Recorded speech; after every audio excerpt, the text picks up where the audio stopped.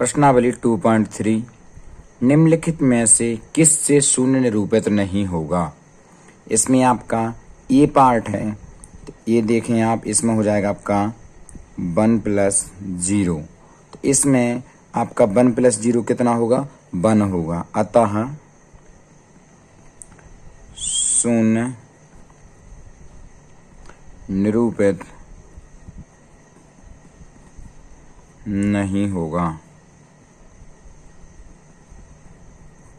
ठीक है। इसके बाद बी पार्ट देखें, तो बी पार्ट में दिया आपका 0 × 0 कितना हो जाएगा, 0 हो जाएगा। तो अतः यहाँ पे क्या आपका 0 आ रहा है, हाँ आ रहा है।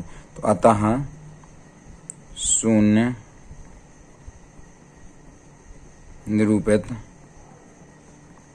होगा। ठीक है। इसके बाद सी पार्ट देखें, सी में आपका दिया है 0/2। इसका कितना निकलेगा, इसका भी 0 आएगा। तो अतः शून्य निरूपित होगा।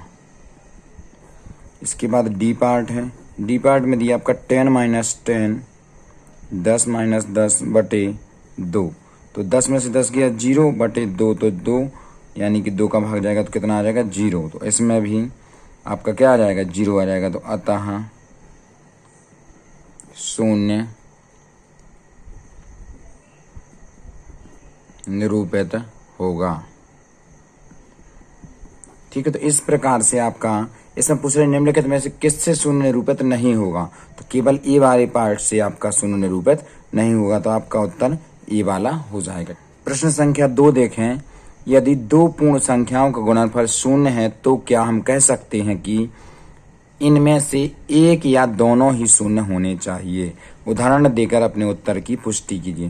तो इसमें आपका क्या पूछा जा रहा है कि 2 अगर पूर्ण संख्याएं हैं, अगर हम उनका गुणा करते हैं तो हमें कितना शून्य होता है उनका गुणनफल। और तो हम क्या कह सकते हैं कि इनमें से या तो एक संख्या या दोनों ही शून्य होनी चाहिए। तो ये हमें ज्ञात करना है। तो हमारा हल क्या हो जाएगा, देखें, हाँ इनमें से एक या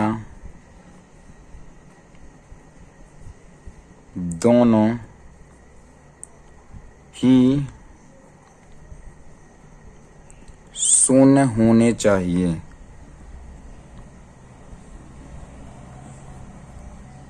ठीक है। कैसे, क्योंकि यदि शून्य का किसी अन्य संख्या में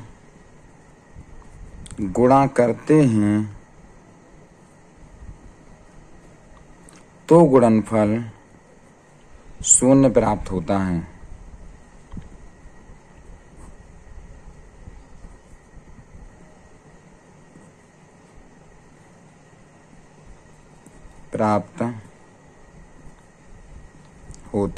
ठीक है।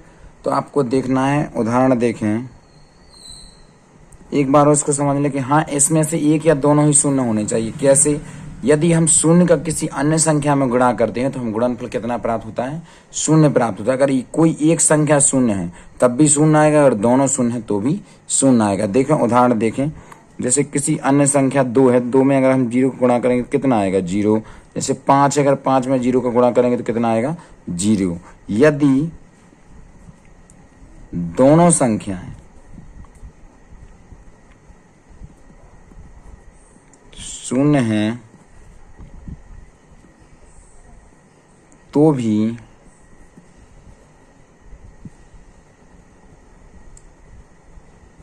गुणनफल शून्य प्राप्त होता है।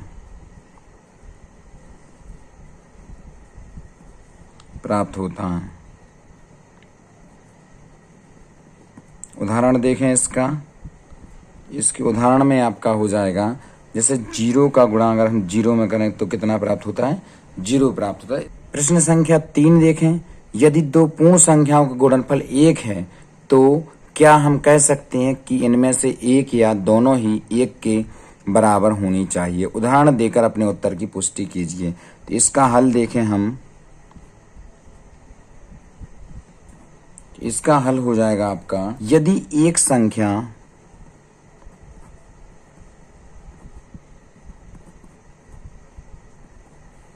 एक के बराबर होती है तो गुणनफल एक प्राप्त नहीं होता है। तो गुणनफल एक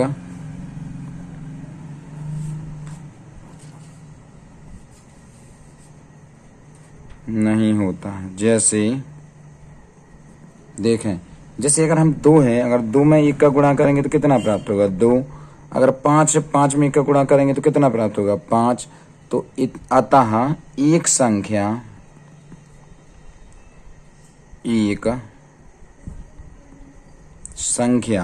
वन या एक के बराबर नहीं होनी चाहिए।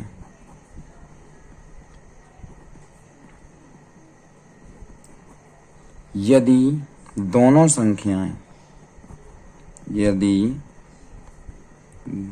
संख्याएं एक के बराबर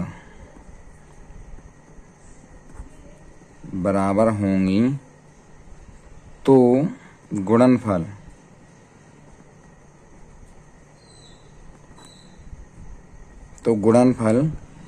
एक प्राप्त होगा।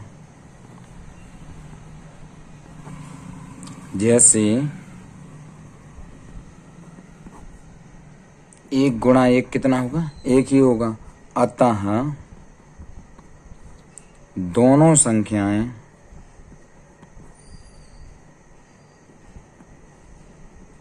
एक के बराबर होनी चाहिए।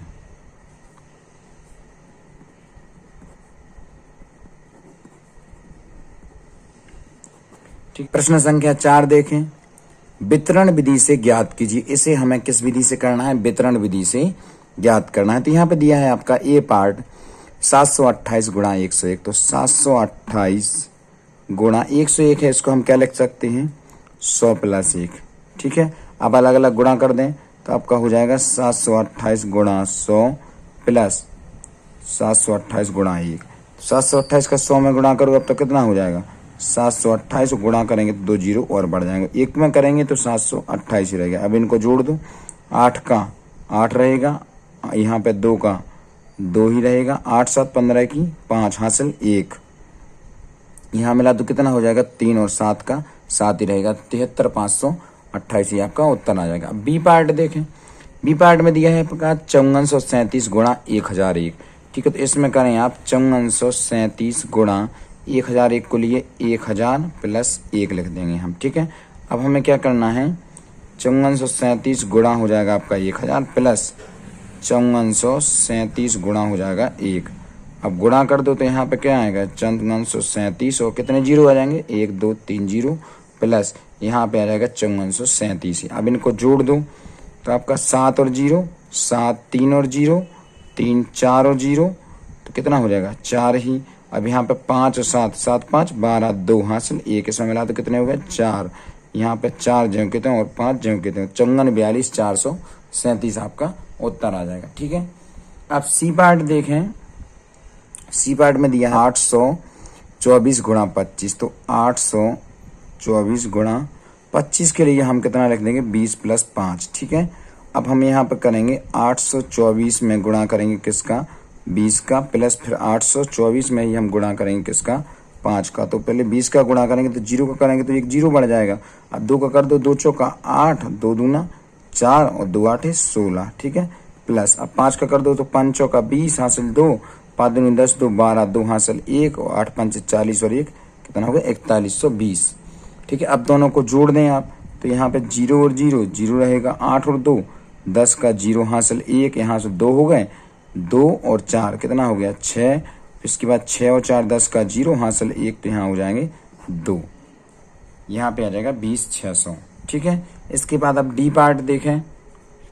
डी पार्ट में दिया आपका 4275 गुणा 125। तो 125 को हम क्या लिखेंगे, 100 प्लस 20 प्लस 5। ठीक है, अब 3 बार गुणा होगा आपका तो कितना हो जाएगा, 4275 गुणा 100 प्लस 4275 गुणा 20 प्लस 4275 गुणा 5।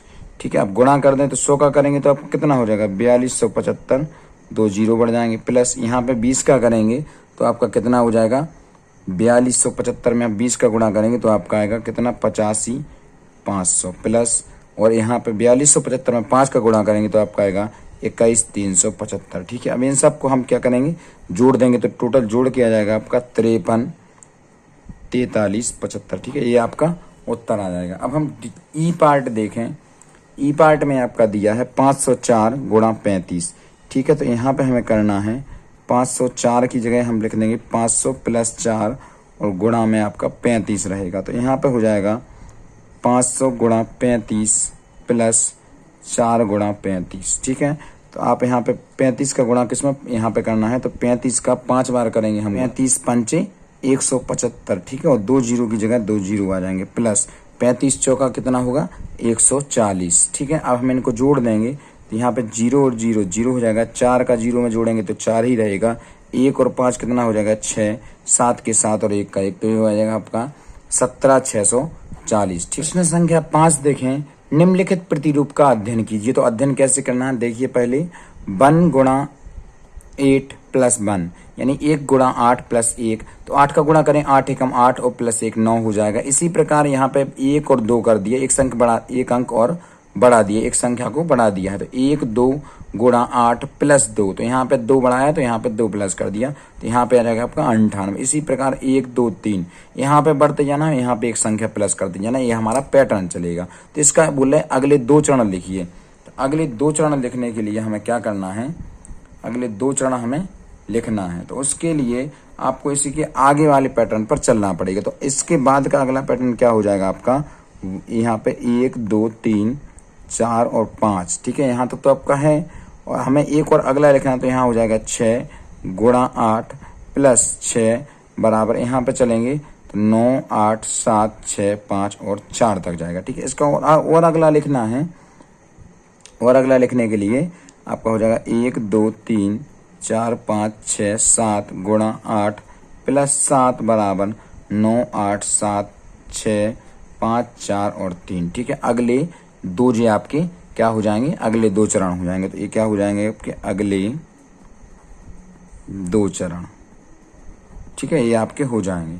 अब इसके बाद वो बोल रहे हैं, क्या आप कह सकते हैं कि प्रतिरूप किस प्रकार कार्य करता है। तो हमें ये देखना है कि प्रतिरूप किस प्रकार कार्य करता है।